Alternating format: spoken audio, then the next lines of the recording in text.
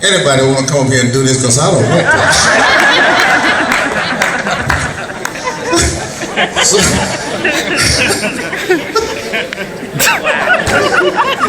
I said, you're going to loosen your ties. I said, we're going to get loose here right quick. I want to ask you a question. Do anybody know how they catch monkeys in the jungle? Oh, yeah. Guess how? Guess how? They get a jar. When the mouth of the jar is just big enough for the monkey to stick his hand in, and they put some goodies in there, so when he grabs the goodies and he try to pull it out, his fist is too big to get it out of the jar here, but he will not try to loose the goodies. Right. And so they got the jar tied to a rope, and they just put him in, and he still got his fist crushed it. That's how they catch monkeys in the jungle. So the theme of this is, around this celebrated time of Christmas, you got your hand clutched on something that somebody else could be blessed with. Let it go. Let the good Lord bless you by giving something.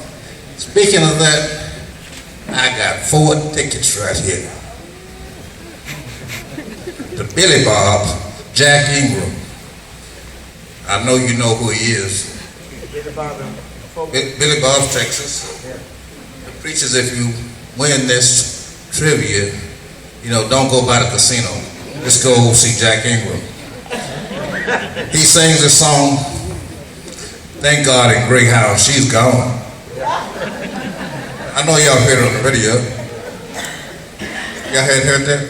Well, the trivia question is, what was the oldest son of Dr. Spock on Star Trek? What was his name? My cell phone went. Oh, that's my wife texted me and said, don't be so silly. Put them tickets up. Don't nobody want to go to Billy Bob. Baby, I'm sorry.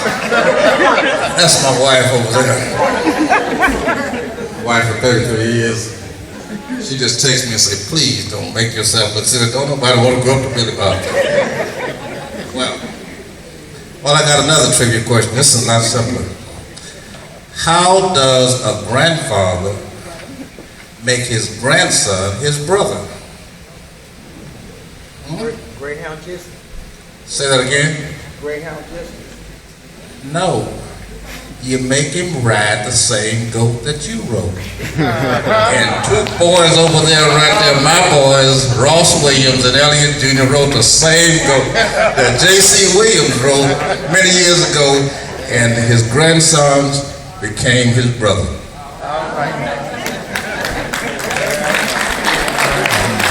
All right. I used to be a classroom educator for a whole lot of years out in West Texas. And I would always open up the first day of class with a good sounding revelation for the whole year.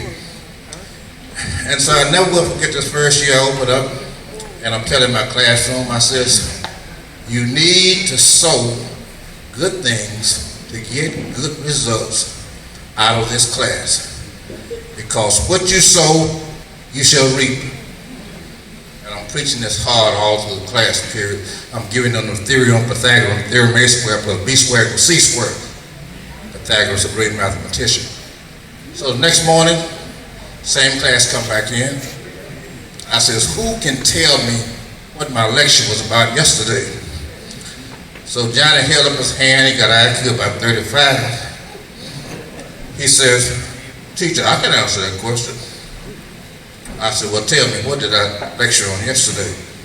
He said, you said what you wrote, you got to sew it up.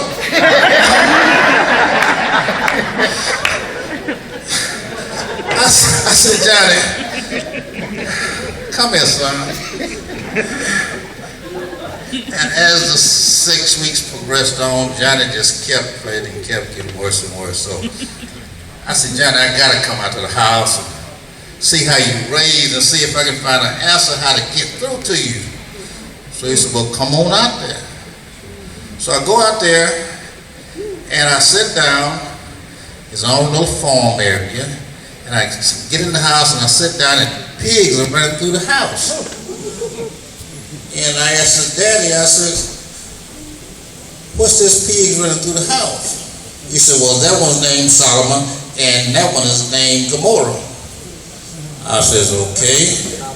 And as I looked a little closer, both of them were missing a leg. One was missing an ear, one was missing a tail. And so I asked the daddy, I said, give me why you got these pigs missing an ear, missing a tail. He said, well, Solomon there came out of the field and tracked on me. And he came back to the house, got mama, and got help. I would have died if it hadn't been for Solomon. I says, okay. Well, what about that one? Missing a tail, missing an ear, missing a leg. He said, that's Gomorrah. He said, well, the house caught on fire one night, and they erupted in the house and got us out of bed. We just barely got out of there. We put out the fire. We would have died had it not saved our life. So I said, but why do they have missing parts? He said, when you got pigs that good, mister, you don't eat them all at one time.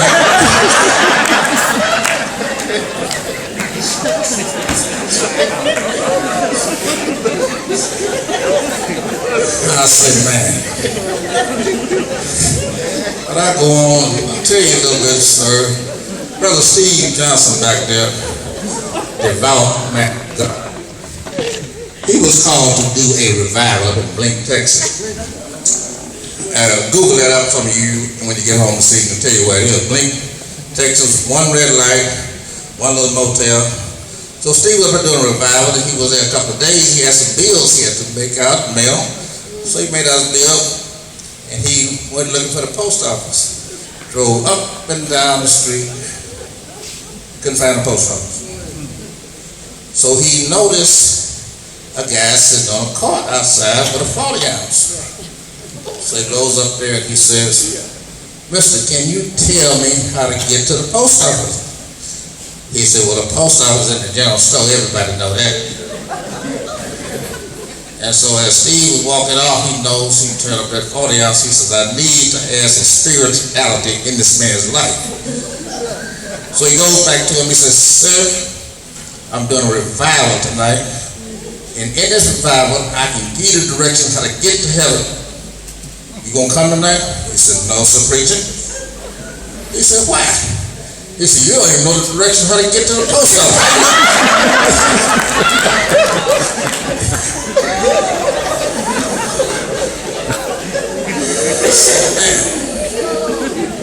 Man, I know the night is long, and I just got one more.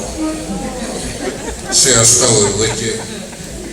Me and my beloved friend here, your current worship master, David Scruggs. Ever since I've known him, he's had an entrepreneurship about him that's beyond none I've ever been able to match. Well, David was competing for this contract with this, to do the media advertising for this guy by the name of J.J. Hauser Company. And they were having a convention in Dallas, so he travels over to Dallas to go to the convention.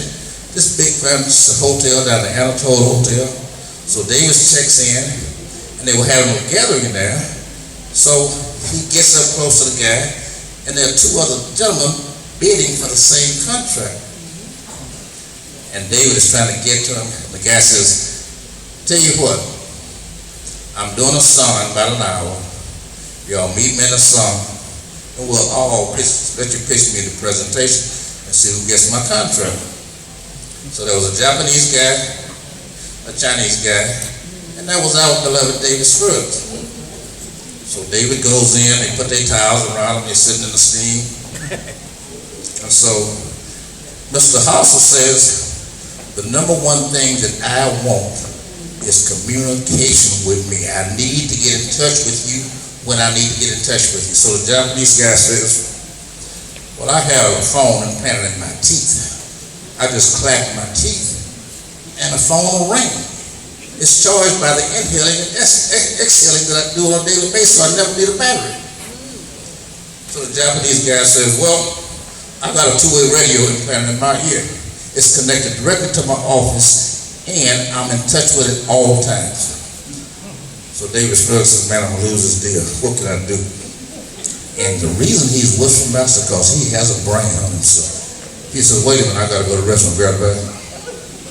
So Davis come back, and he's walking back, and his towel falls off of him. And he's got toilet tissue hanging out. And the man said, what in the world is this? He said, wait a minute, I got a fax coming in.